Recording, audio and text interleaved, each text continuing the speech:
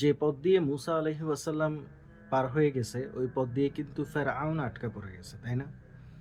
যেমন হচ্ছে আমরা যদি দেখি মুসা আলাইহি ওয়াসাল্লাম উনার যেসব মানুষজন ছিল বনী ইসরায়েল যারা ছিল, তাদেরকে নিয়ে তিনি সমুদ্রের তীরে গেলেন।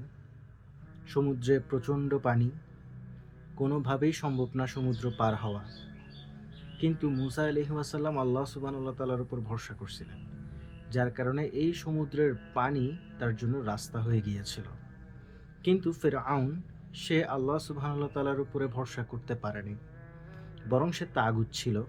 সে বলছিল আনা রব্বুকুমুল আ'লা, মানে আমি হলাম তোমাদের পালনকর্তা। তো ওর জন্য সমুদ্র পথ তৈরি করতে পারেনি। অর্থাৎ যে পথ দিয়ে মুসা আলাইহিস সালাম পার হয়ে গেছে সে পথ দিয়ে ফেরাউন আটকা পড়ে গেছে।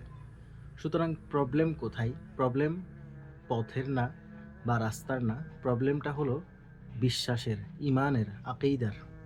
মুসা আলাইহিস সালামের আকিদা ছিল যে একজন রব আছে যিনি মুসা আলাইহিস সালামকে হেফাজত করতে পারে।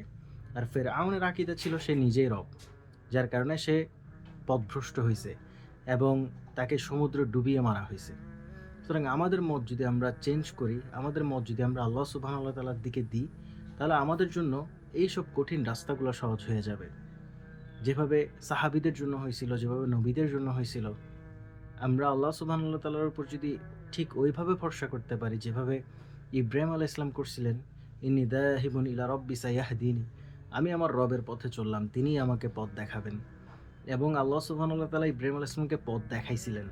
তো আমরা যদি এমনভাবে চলি এবং আমরা যদি এমনভাবে আমাদের নিজেদের সাথে যদি প্রতিজ্ঞা করি যে আমরা আমাদের রবের পথে চলবো এবং তিনি আমাদেরকে উদ্ধার করবেন, নিশ্চয়ই তিনি আমাদেরকে উদ্ধার করবেন। আল্লাহ সুবহানাহু ওয়া তাআলা আমাদের বুঝার তৌফিক দান করুন।